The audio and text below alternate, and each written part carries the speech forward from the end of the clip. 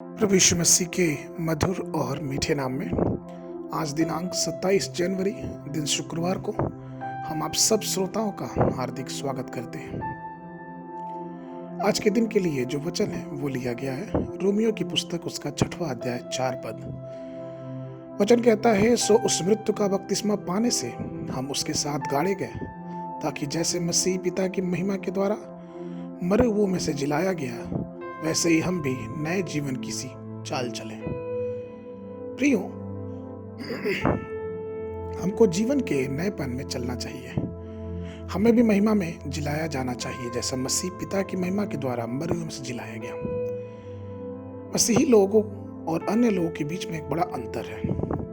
अन्य धर्मों के संस्थापक सभी मर चुके हैं और वापस मिट्टी में जा मिल गए हैं और उनकी कब्रें बंद हैं, जबकि यीशु मसीह मर गए, गाड़े गए और तीसरे दिन मृत्यु में से जी उठे।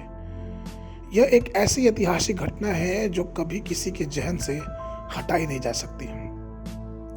लेकिन आप इस महान सत्य को एक ऐतिहासिक घटना ना समझें। आपको क्रूस के पास आना और उस पर विश्वास करके उस उद्धार को स्वीकार करना चाहिए।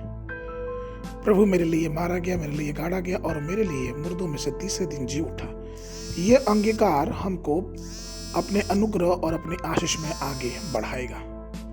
यशायाह की पुस्तक उसका 53 अध्याय के 5 पद में यशायाह भविष्यवक्ता कहते हैं कि परंतु वह हमारे ही अपराधों के कारण घायल किया गया, वह हमारे अधर्म के कामों के हेतु कुचला गया, हमारी ही शांति के लिए उस पर ताड़ना पड़ी कि उसके कोड़े खाने से हम चंगे हो जाएं। एक बार जब आप अपने विश्वास की घोषणा कर देते हैं तो आपकी आत्मा के उद्धार में आ जाते हैं, जो आपको अगले चरण पर ले जाता है।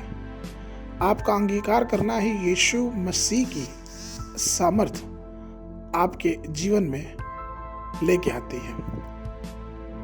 जब आप ये अंगीकार करते हैं तो आप अपना आत्मसमर्पण प्रभु के सामने लेके आते हैं और ये मानते हैं कि यीशु मसीह क्रूस पे मेरे पापों के लिए चढ़ाया गया और उसके चढ़ाए जाने से, उसके मारे जाने से मेरे जीवन में एक नया जीवन आया है। पवित्र शास्त्र रोमियो की पत्री उसके 6वें अध्याय के 5 पद में यह भी कहता है, क्योंकि यदि हम उसकी मृत्यु की समानता में उसके साथ जुट गए हैं तो निश्चय उसके जी उठने की समानता में भी जुट जाएंगे। उसी अध्याय का 6वां और 8वां पद ये कहता है, क्योंकि हम जानते हैं कि हमारा पुराना मनुष्यत्व तो उसके साथ क्रूस पे चढ़ाया गया, ताकि पाप का शरीर व्यर्थ हो जाए, ताकि हम आगे को पाप के दासत्व में ना रहें। क्योंकि जो मर गया वह पाप से छुटकर धर्म में ठहरा। सो यदि हम मसीह के साथ मर गए तो हमारा विश्वास यह है कि उसके साथ जिएंगे भी।